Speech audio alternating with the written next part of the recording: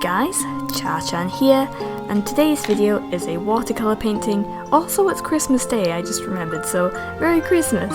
I'm not recording this on Christmas Day, obviously, because that is a busy day. But yeah, Merry Christmas! So today's video is a watercolour painting. I'm painting some flowers for my boyfriend's mum for Christmas. And honestly, I have missed painting. I haven't painted in so long. I know I painted last week, but before last week it had been like about 7 months or so. That's quite a long time to not paint for. In today's video I thought I'd talk a bit about the supplies I'm using, mainly brushes though. I want to talk about brushes, because I like brushes. Before I talk about brushes though, I will say I'm using hot press paper, and I used to not like hot press paper, but now I do. I used to only use cold press paper because I just preferred the texture of it, but the hot press has been growing on me recently, so that's cool. And the paints I'm using are Winsor & Newton Cotman, which are the student grade ones. There's also a couple of professional pans in there. I do use my favourite professional pan. I have 2 professional pans, so it's a dark turquoise colour. It's really good. Anyway, so those are the supplies I'm using, and now let's talk about brushes, because I love brushes.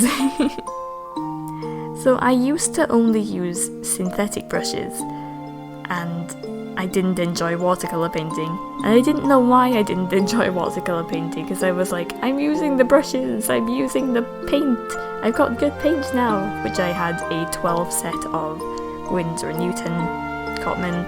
Now I have a 36 or 32 or something. Anyways, a lot of colours I have now. I've had that pan for like, oh, it's been like 3 or 4 years.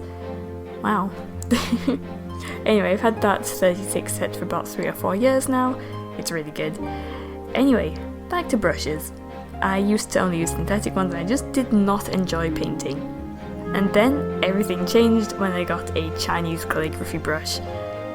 If you don't know, those are generally made of sable hair or real hair, and honestly, it was so much better. I immediately enjoyed painting.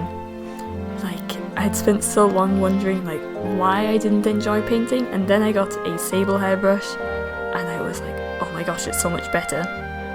Keep in mind, Chinese calligraphy brushes are kind of cheap, but they are also really good, in my opinion at least.